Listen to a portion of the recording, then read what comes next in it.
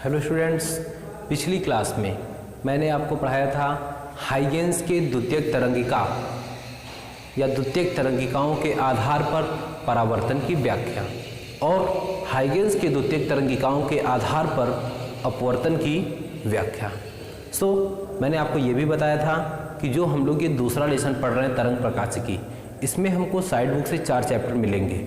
Number 1 Huygens का तरंग सिद्धांत, नंबर 2 व्यतिकरण, नंबर 3 विवर्तन, नंबर 4 ध्रुवण, जिसमें से हाइगेंस की द्वितीयक तरंगिकाओं के आधार पर अपवर्तन की व्याख्या के साथ ही हाइगेंस का तरंग सिद्धांत कंप्लीट हो जाता है। आज की नई टॉपिक हम लोग पढ़ेंगे तरंगों के अध्यारोपण का सिद्धांत। ठीक है, तो ये जो है साइड बुक में एक आपको व्यतिकरण लेसन मिलेगा। व्यतिकरण जिसको इंटरफ्रेंस कहा जाता है।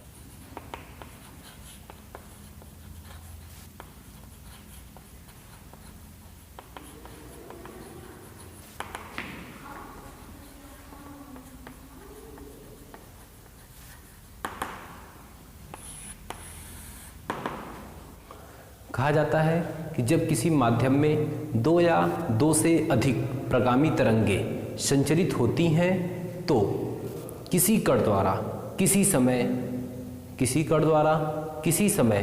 जो कण का परिणामी विस्थापन होता है उस कण द्वारा अलग अलग तरंगों के विस्थापनों के सदिश योग के बराबर होता है। ठीक है, और इसी को तरंग के अध्यारोपण का सिद्धांत कहा जाता है। मैं मान लेता हूं कि कोई कण है जिसका परिणामी विस्थापन क्या है, y है, और उसी कण का अलग अलग तरंगों के द्वारा जो विस्थापन है वो y1, y2, y3, y4 है। तो जो परिणामी विस्थापन y1 होगा वो y2, y3 प्लस y4 यानी कि जितने होंगे उन सब के सदिश योग के क्या होगा, बराबर होगा। इसी को क्या कहा जाता है, तरंगों के अध्यारोपण का सिद्धांत। मैं फिर से एक बार बताऊं, क्या लिखेंगे, जब किसी माध्यम में 2 या 2 से अधिक तरंगें एक साथ संचरित होती हैं तो उस कण का परिणामी विस्थापन, उस कण का किसी समय किसी क्षण जो परिणामी विस्थापन होता है वह उसी कण द्वारा अलग अलग तरंगों के विस्थापनों के सदिश योग के बराबर होता है, और इसी को तरंगों के अध्यारोपण का सिद्धांत कहा जाता है। मान लिया कि मैंने कोई कण है जिसका परिणामी विस्थापन अगर y है और उस कण का अलग अलग तरंग पर भी जो विस्थापन है वो y1, y2, y3, y4 है, तो जो उसका परिणामी विस्थापन y होगा वो y1 plus y2 plus y3 plus y4 के इक्वल होगा। इसी को क्या कहा जाता है, तरंगों के अध्यारोपण का सिद्धांत। बात आती है व्यतिकरण की।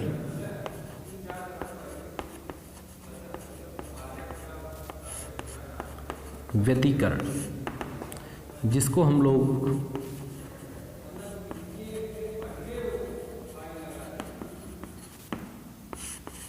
इंटरफ्रेंस कहते हैं। कहा जाता है कि जब किसी माध्यम में भिन्न भिन्न आवृत्ति की 2 तरंगें एक साथ संचरित होती हैं तो तरंगों के अध्यारोपण से भिन्न भिन्न बिंदुओं पर जो कुल परिणामी तीव्रता होती है वो अलग अलग तरंगों के तीव्रताओं के योग से भिन्न भिन्न होती है।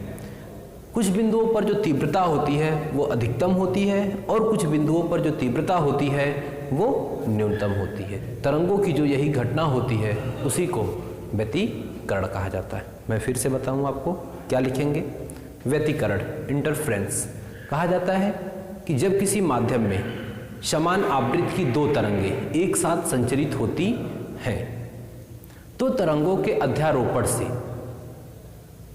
भिन्न भिन्न बिंदुओं पर जो परिणामी तीव्रता होती है वो तरंगों के अलग अलग तीव्रताओं के योग से भिन्न भिन्न होती है।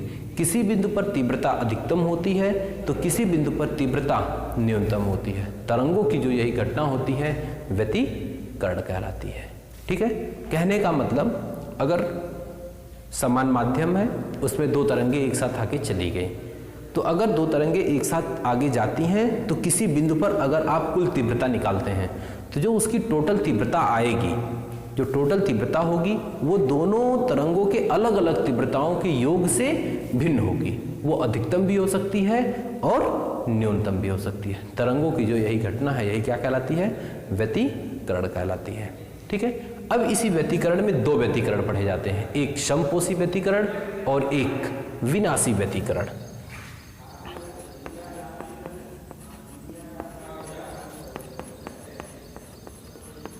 समपोषी व्यतिकरण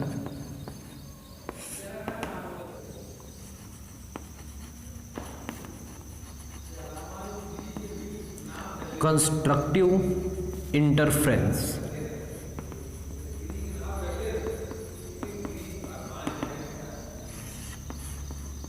व्यतिकरण की घटना में जिस बिंदु पर परिणामी तीव्रता अधिकतम होती है, यानी कि जब व्यतिकरण की घटना घटित हो रही थी, उस घटना में जिस बिंदु पर परिणामी तीव्रता अधिकतम हो रही है, उस बिंदु पर हुए व्यतिकरण को समपोषी व्यतिकरण कहा जाता है।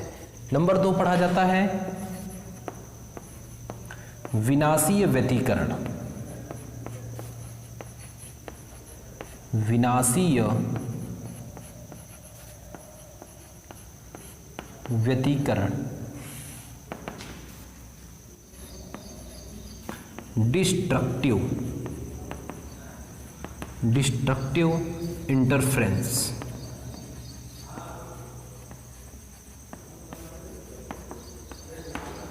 डिस्ट्रक्टिव इंटरफ्रेंस कहा जाता है व्यतिकरण की घटना में जिस बिंदु पर परिणामी तीव्रता न्यूनतम होती है, उस बिंदु पर हुए व्यतिकरण को विनाशीय व्यतिकरण कहते हैं।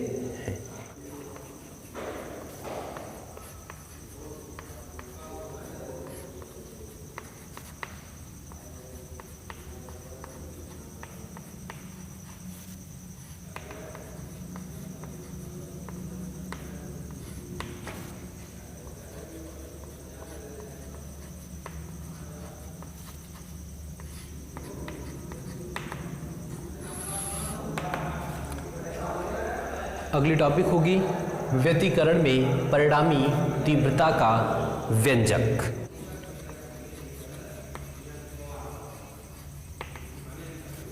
एक्सप्रेशन ऑफ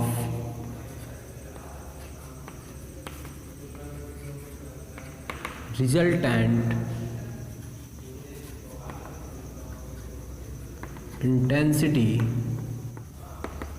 इन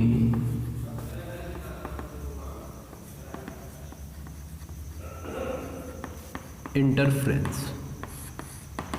मान लेते हैं कि माना किसी माध्यम में एक ही आवृत्ति की दो सरल आवर्त प्रगामी तरंगें गति कर रही हैं, जिनके आयाम क्रमशः A1 व A2 हैं। उन तरंगों के जो विस्थापन है किसी समय t पर, जो विस्थापन है y1 और y2 हैं।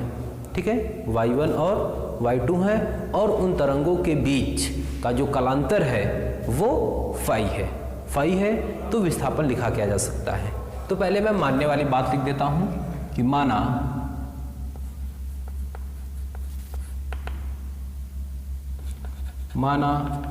किसी माध्यम में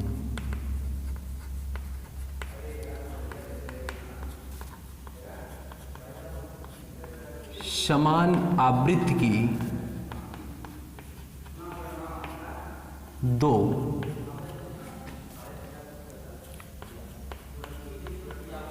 सरल आवर्त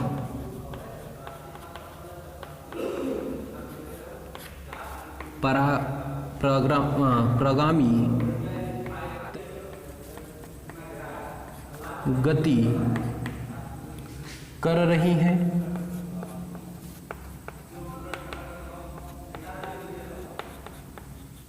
जिनके आयाम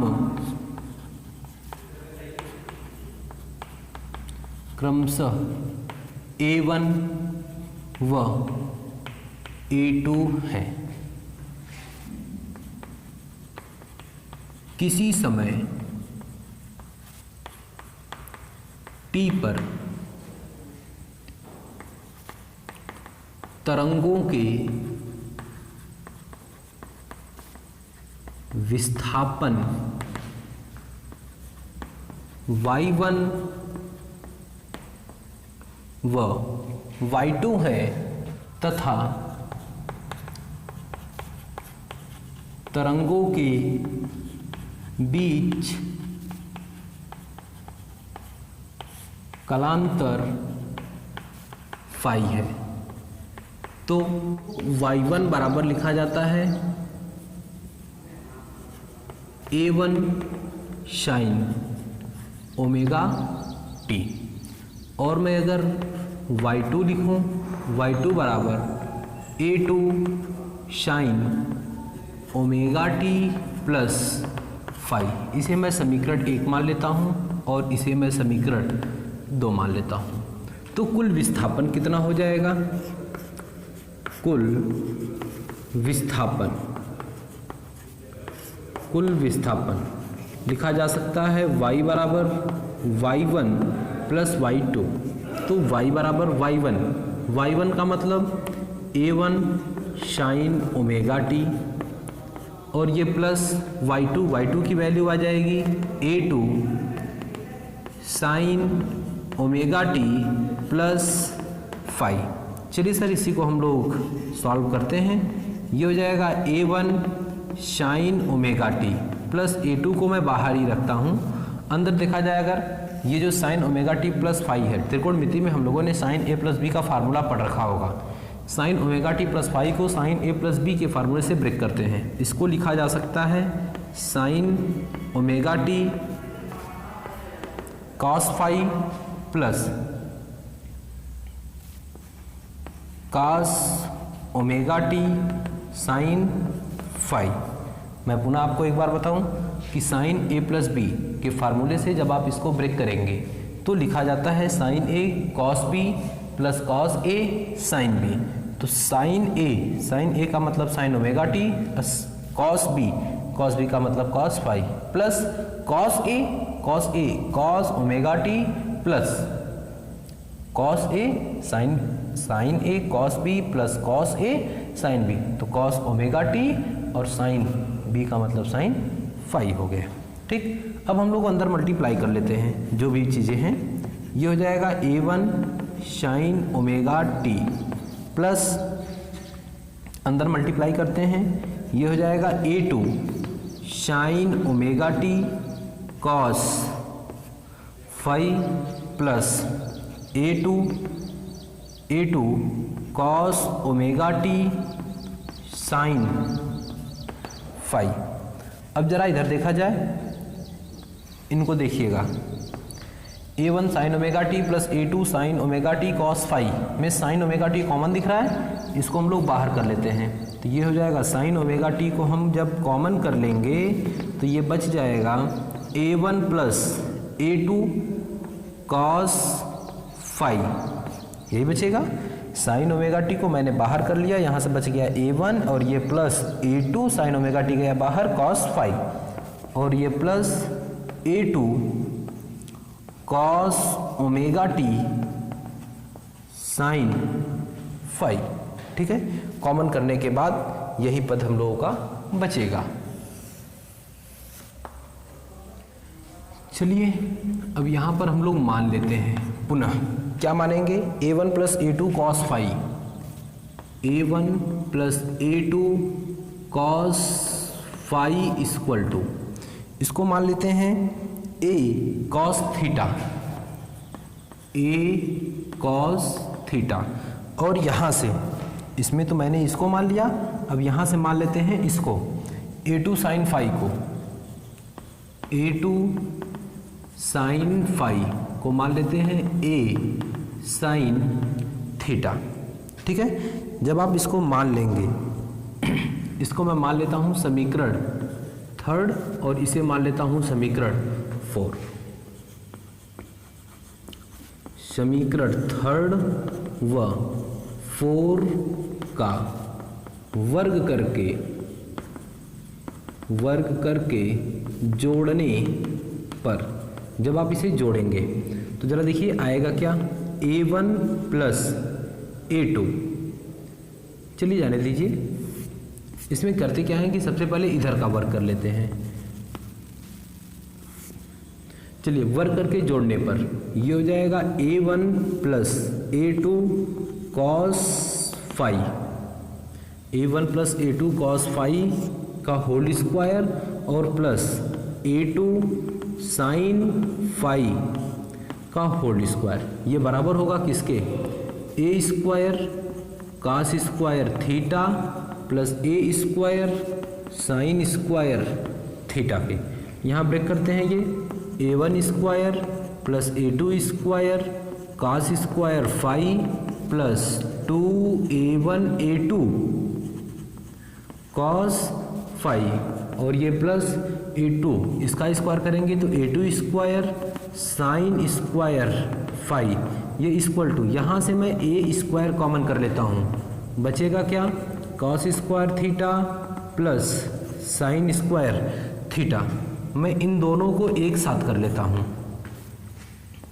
ये हो जाएगा a1 square plus a2 square cos square theta phi plus a2 square sine square phi और ये plus 2a1 a2 cos phi और ये बराबर किसके बराबर हो जाएगा a स्क्वायर के। इसकी वैल्यू क्या हो जाएगी 1। तो a स्क्वायर बराबर लिखा क्या जा सकता है a स्क्वायर बराबर इसमें में भी अब हम लोग a2 स्क्वायर को कॉमन कर लेते हैं। तो ये हो जाएगा a1 square plus a2 square को जब आप कॉमन कर लेंगे तो इसमें भी बचेगा cos square phi plus sine square phi और ये बाहर बच जाएगा plus 2a1 a2 cos phi. इसकी भी वैल्यू क्या हो जाएगी 1, यानी कि जो a स्क्वायर होगा अब ये आ गया a1 square plus a2 square और इसकी वैल्यू हो गई 1 और ये प्लस मिल गया 2a1 a2 कॉस फाई। ठीक है, तो ये तो हमको एक फार्मूला मिल गया, लेकिन ये जो फार्मूला हमको मिला है ये आयाम के पदों में मिला है, लेकिन हम लोगों को ज्ञात क्या करना है व्यतिकरण में परिणामी तीव्रता का व्यंजक। तो मैंने क्लास 9th में जब ध्वनि लेशन आपको पढ़ाया था या जब आप लोग ध्वनि लेशन पढ़े होंगे तो उसमें ध्वनि की तीव्रता और आयाम में संबंध पढ़ाया जाता है। जो ध्वनि की तीव्रता आई होती है वो ध्वनि की तीव्रता जो आई होती है वो आयाम के वर्ग के अनुक्रमानुपाती होती है, यानी कि लिखा जाता है I proportional to a square, यानी कि लिखा जा सकता है I इक्वल टू के ए स्क्वायर। तो उसी आधार पे यहाँ पर हम लोग इसके लिए भी लिख सकते हैं। तो मैं इस लाइन को लिखने के बजाय मैं लिख देता हूँ कि हम जानते हैं कि तीव्रता आयाम के वर्ग के अनुक्रमानुपाती होती है। तो मैं लिख दे रहा हूँ हम जानते हैं कि तीव्रता आयाम के वर्ग के